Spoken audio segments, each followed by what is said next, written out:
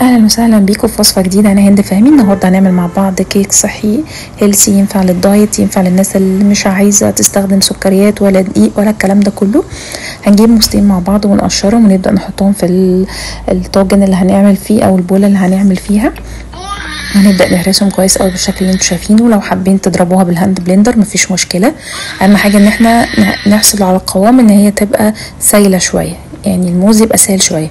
وهنبدا نجيب مع بعض بيضتين ونحطهم. لو حابين تحطوا بيضه واحده مفيش مشكله، انا حطيت بيضتين عشان اعلي قيمتها الغذائيه وفي نفس الوقت تترفع معايا شويه، لان ما عنديش هنا ماده رفع غير البيض والبيكنج باودر. هنبدا بقى نقلب البيض معاها كويس قوي لحد ما هما الاتنين يمتزجوا مع بعض. انا هنا هحط معلقتين كاكاو خام، واهم حاجه نجيب نوعيه كاكاو حلوه. لو حابين تضيفوا شوفان مفيش مشكله، دقيق شوفان دي حبه كامله مفيش مشكله برضو، بس انا استكفيت هنا ان من هو استخدمه من غير اي نوع دقيق خالص، وده بصراحه افيد واحسن. وبرضو يعني لو حد عايز يستخدم سكر ستيفيا ممكن يحط عليها معلقه، ممكن يحط معلقه عسل ابيض مفيش مشكله. انا هنا حطيت بدل الدقيق وبدل الشوفان ان انا حطيت معلقه جوز هند وحطيت معلقتين كبار زي ما قلت لكم كاكاو خام، وهنزل عليهم برشه بيكنج باودر ونص معلقه فانيليا. هي دي كل المكونات، مفيش اي اضافات تانية. لو انتوا حابين تضيفوا اضافات تانية من عندكم، مكسرات اي حاجه مفيش مشكله.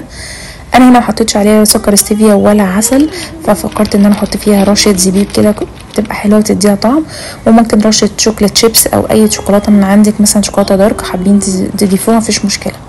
وصفه صحيه وسهله وجميله، مش هتاخد معاكي اي وقت خالص، دقيقتين بالظبط وتكوني عامله الوصفه دي.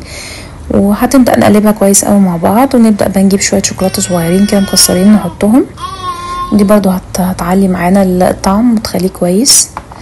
هنبدا بقى نقلبهم كويس قوي مع بعض. الشوكولاته دي هتسيح طبعا، مش هتبقى بالشكل ده لما تطلع. هنحطهم في فرن على درجه حراره 180 ربع ساعه مش اكتر من كده، او في اير فراير او في الميكرويف. هي مش هتاخد وقت معانا خالص، 10 دقايق ربع ساعه بالكتير وهتطلع معانا. هنبدا طبعا نطلعها تطلع زي بالشكل اللي انتوا شايفينه ده. هنبدا نقطعها.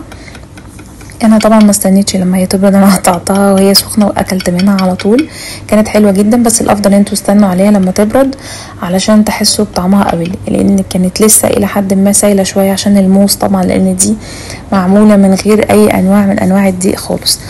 طعمها حلو جدا جدا، هيعجبكم قوي، وبجد صحيه قوي، مفيده للناس اللي عامله دايت والناس اللي حابه تاخد حاجات صحيه من غير اي دقيق او من غير سكريات، هتعجبهم قوي.